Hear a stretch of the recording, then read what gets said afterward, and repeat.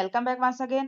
ਇੱਥੇ ਆਪਾਂ ਲੈ ਕੇ ਆਏ ਹਾਂ 9th क्लास ਦਾ ਹਿੰਦੀ ਦਾ ਪੇਪਰ ਤੇ ਹਿੰਦੀ ਦਾ ਜਿਹੜਾ पेपर है सेकंड लैंग्वेज पेपर है। वार्षिक परीक्षा 2024 आप देख सकते हैं। यहाँ पे सुंदर लिखाई और साथ में रिटर्न जो पेपर है आपका टोटल मार्क्स जो है 80 मिलने वाले हैं। 5 मार्क्स आपको सुंदर लिखाई के मिलेंगे और 75 मार्क्स का आपने पेपर अटेम्प्ट करना होगा। यहाँ पे 3 घंटे का समय मिलेगा आपको, तो यहाँ पे बिल्कुल भी टाइम नहीं वेस्ट करेंगे और स्टार्ट करते हैं आज का पेपर। निम्नलिखित बहुविकल्पिक प्रश्नों के उत्तर दें। यहाँ पे ये जो क्वेश्चन है बहुविकल्पिक प्रश्न, ये हर पार्ट में से अलग अलग क्वांटिटी में पूछे जाएंगे। तो यहाँ पे पहले ग्रामर से रिलेटेड हमें चार क्वेश्चन पूछे गए हैं। तो पंजाबी भाषा की लिपि कौन सी है, और राइट ऑप्शन जो है वो है गुरमुखी लिपि। उसके बाद है मौखिक भाषा की आधारभूत इकाई क्या है। मौखिक भाषा की आधारभूत इकाई जो है वो है ध्वनि। उसके बाद है निम्नलिखित में से रोमन लिपि में लिखी जाने वाली भाषा का नाम। यहाँ पे फारसी, फ्रेंच, नेपाली और पंजाबी लिखा हुआ है। तो यहाँ पे फारसी जो है वो है रोमन लिपि में लिखी जाने वाली भाषा। उसके बाद है नेक्स्ट क्वेश्चन, यहाँ पे आश्चर्य वर्ण विच्छेद के लिए निम्नलिखित में से कौन सा शब्द उचित है। तो यहाँ पे आश्चर्य कौन सा है, दिस वन, क इज द राइट आंसर। तो यहाँ पे मार्क कर दिया हमने क को हम मार्क करेंगे, ये है। उसके बाद निम्नलिखित बहुविकल्पिक प्रश्नों के उत्तर दें। कबीर के अनुसार ईश्वर किसके हृदय में वास करते हैं। किसके हृदय में वास करते हैं आपको पूछा है। कबीर के अनुसार, कबीर जी की जो कविता है उसके अनुसार ईश्वर जो है वो किसके हृदय में वास करते हैं। अमीर व्यक्ति के, गरीब व्यक्ति के, सच्चे व्यक्ति के और झूठे व्यक्ति के। तो यहाँ पे जो राइट ऑप्शन है वो सच्चे व्यक्ति के। उसके बाद नेक्स्ट क्वेश्चन है, मुश्किल काम करके कर्मवीर व्यक्ति दूसरों के लिए क्या बन जाते हैं। मुश्किल काम करके कर्मवीर व्यक्ति दूसरों के लिए क्या बन जाते हैं। निकम्मे, मजाक, हंसी का पात्र, उदाहरण। और यहाँ पे जो राइट ऑप्शन है वो है उदाहरण। ठीक है। उसके बाद है पेड़ ने क्या सीख प्राप्त की है। अमर जीवन है, वह बहुत बड़ा है, मरण ही धर्म है, उसकी जड़ें खो गई हैं। जड़ें खो गई हैं। तो यहाँ पे राइट जो ऑप्शन है वो है मरण ही धर्म है, मतलब जिसने जन्म लिया है उसका मरना निश्चित है। तो उसके बाद है 4 नंबर क्वेश्चन, 5 मरजीवे कविता में दशम नानक किसे कहा गया। सो इजी, और आई थिंक आपको इसका आंसर पता होगा। फटाफट से कमेंट बॉक्स में मेंशन कीजिए और अपना नाम जो है वो हाईलाइट करवाइए। ठीक है जी। तो आप जो भी राइट आंसर देगा इसका, उसका नाम मैं स्पेशली मेंशन करूंगी। उसके बाद हम थर्ड पार्ट पे आ गए हैं। यहाँ पे थर्ड पार्ट जो एमसीक्यूज का है, निम्नलिखित पद्यांश को ध्यानपूर्वक पढ़ें और दिए गए बहुविकल्पिक प्रश्नों के उत्तर दें।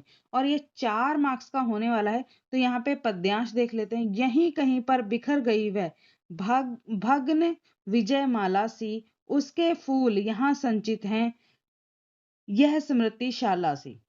ते उसके बाद है सहवार पर वार अंत तक, सही वार पर वार अंत तक लड़ी वीर बाला सी, आहुति सी गिर चढ़ी चिता पर, चमक उठी ज्वाला सी। ये कविता जो है लक्ष्मीबाई वाली कविता में से ली गई है। तो पद्यांश में किसके फूल संचित होने की बात कही गई है। यहाँ पे अंग्रेज अफसर के, रानी जोधाबाई के, रानी लक्ष्मीबाई के, या फिर रानी लक्ष्मण सिंह के, राजा लक्ष्मण सिंह के। तो यहाँ पे जो राइट ऑप्शन है, यहाँ पे वो राइट ऑप्शन है रानी लक्ष्मीबाई के। उसके बाद है नेक्स्ट जो क्वेश्चन है, वीर बाला अंत तक किसके खिलाफ लड़ती हुई शहीद हुई। अंत तक जो अंग्रेजों के खिलाफ लड़ती हुई शहीद हुई। उसके बाद पद्यांश में स्मृतिशाला शब्द का पर्यायवाची कौन सा है। पाठशाला, उद्यान, यादगार या फिर अजायब घर। यहाँ पे राइट ऑप्शन जो है वो है यादगार। उसके बाद पद्यांश में आहुति शब्द का अर्थ, पद्यांश में आहुति शब्द का अर्थ है बलिदान। ठीक है। उसके बाद निम्नलिखित बहुविकल्पिक प्रश्नों के उत्तर दें। 3 मार्क्स का होगा। ये पार्ट जो है ये मुहावरे व लोकोक्तियों से संबंधित है। तो यहाँ पे मुहावरा अकल चकराना का अर्थ, अकल चकराना का क्या अर्थ होगा, कुछ समझ में ना आना। ठीक है जी। उसके बाद है लगातार लगातार होना निम्नलिखित में से किस मुहावरे का अर्थ है? तांता बंधना। ठीक है। उसके बाद है मुसीबत पड़ने पर प्रयत्नशील होना निम्नलिखित में से कौन सी लोकोक्ति का अर्थ है?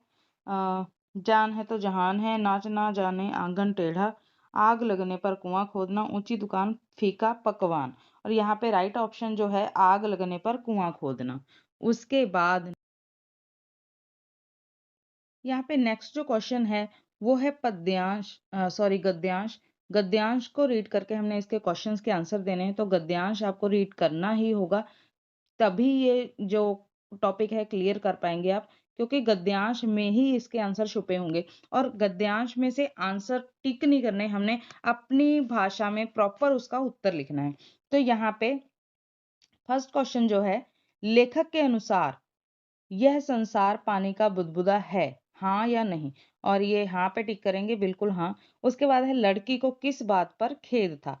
लड़की को किस बात पर खेद था? इस बात पर खेद था कि उसका रेत का भाड़ लात मारकर तोड़ दिया गया। रेत का जो भाड़ था उसको लात मार के तोड़ दिया गया था। ठीक है। तो उसके बाद नेक्स्ट है, लेखक ने किसे परमात्मा का केवल साधन मात्र माना है? किसे परमात्मा का साधन मात्र माना है? जिसने लात मारकर लकड़ी के बनाए हुए रेत के भाड़ को तोड़ दिया, उसे परमात्मा का साधन मात्र माना है।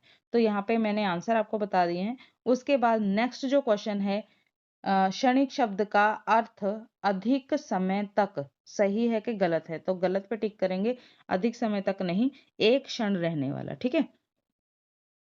उसके बाद है उपयुक्त गद्यांश का उचित शीर्षक लिखें। उचित शीर्षक है संसार की क्षणभंगुरता। संसार की क्षणभंगुर यहां से देखेंगे हम, ये मार्क कर देती हूँ, संसार की क्षणभंगुरता। ठीक है जी। और यहाँ पे लिख भी देते हैं आपके लिए। तो यहाँ आपको सभी क्वेश्चंस के आंसर मैंने प्रोवाइड करवा दिए हैं, आप देख सकते हैं, रीड कर सकते हैं, स्क्रीनशॉट ले सकते हैं। उसके बाद नेक्स्ट जो क्वेश्चन है, क्वेश्चन नंबर 6। क्वेश्चन नंबर 6 पे हम बहुविकल्पिक प्रश्नों के उत्तर देंगे और ये 6 मार्क्स आपको दिलाएंगे। तो यहाँ पे दंड शब्द का निम्नलिखित में से सही वर्ण विच्छेद, यहाँ पे द के ऊपर बिंदी है, यानी कि द को चंद्रबिंदु, अंग की मात्रा, उसके बाद है ड और ड के साथ अ। ठीक है ना। तो ये ख इज द राइट आंसर होगा। उसके बाद है मिलान करो। मिलान करो, यहाँ पे क्या लिखा हुआ है? क के साथ अ, यानी कि पूरा क बन गया। उसके बाद आधा क और षटकोण वाला श को आ की मात्रा। तो यहाँ पे क्या है? कक्षा। तो यहाँ पे हम मिलान करेंगे इसका कक्षा के साथ। ठीक है। तो और उसके बाद है नेक्स्ट, तत्में तत्सम शब्द अग्नि का तद्भव शब्द होगा, आग या फिर आधा। तो यहाँ पे आग पे हम मार्क करेंगे। उसके बाद है शब्द के शुरू में जुड़कर उससे उसके अर्थ में विशेषता लाने वाले शब्द क्या कहलाते हैं? उपसर्ग कहलाते हैं या प्रत्यय? तो शब्द जो शुरू में जुड़ते हैं वे उपसर्ग कहलाते हैं और जो बाद में जुड़ते हैं वे प्रत्यय कहलाते हैं। यहाँ पे मूल शब्द अपेक्षित का सही प्रत्यय क्या होगा? अपेक्षित, अपेक्षा प्लस इत, और या फिर अपे प्लस शित। तो यहाँ पे first is the right answer. उसके बाद है नेक्स्ट, ये जो साइन लिखा हुआ है विस्मय बोधक है ये साइन, और हमने विस्मय बोधक पे ही मार्क कर देना है। उसके बाद नेक्स्ट जो 7 नंबर क्वेश्चन है, यहाँ पे निम्नलिखित प्रश्नों के उत्तर एक या दो वाक्यों में देने हैं। रैपलिंग का क्या अर्थ है? रैपलिंग का क्या अर्थ है? उसके बाद ग्राहकों को किस तरह अधिकारों के बारे में जागरूक किया जाता है? उसके बाद है शिवाजी पर स्त्री को किसके समान मानते थे? और उसके बाद है पवन देव ने ऑक्सीजन कम होने का क्या कारण बताया? तो इन चारों के आंसर आपको दिखाते हैं।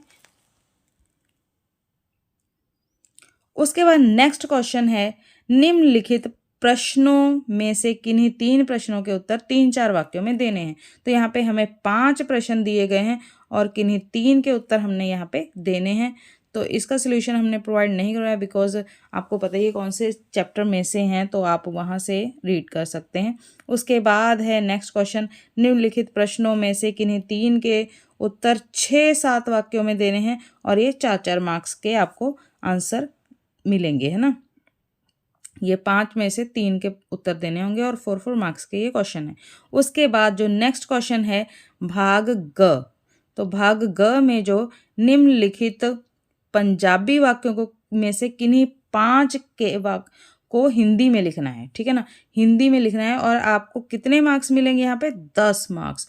तो ये बिल्कुल भी गलत नहीं होना चाहिए भाई, 10 मार्क्स का सवाल है और बहुत ही इजी टॉपिक है। यहाँ पे कंसेप्ट बहुत इजी है, पंजाबी टू हिंदी ही तो बनानी है यार, तो मैं आपके लिए लिख देती हूँ, ठीक है। तो यहाँ पे आपके लिए हमने सोल्यूशन लिख दिए हैं। आप देख सकते हैं मिठास ਅਤੇ ਨਿਮਰਤਾ सारे गुणों का निचोड़ है। मिठास ਅਤੇ निम्रता सारे गुणों का निचोड़ है। मिठास और नम्रता सभी गुणों का सार है। निचोड़ की थां ते इत्थे सारा जाना है। उस तो बाद दिवाली कत्तक दी मस्या की रात को मनाई जाती है। दिवाली कार्तिक की अमावस्या की रात में मनाई जाती है।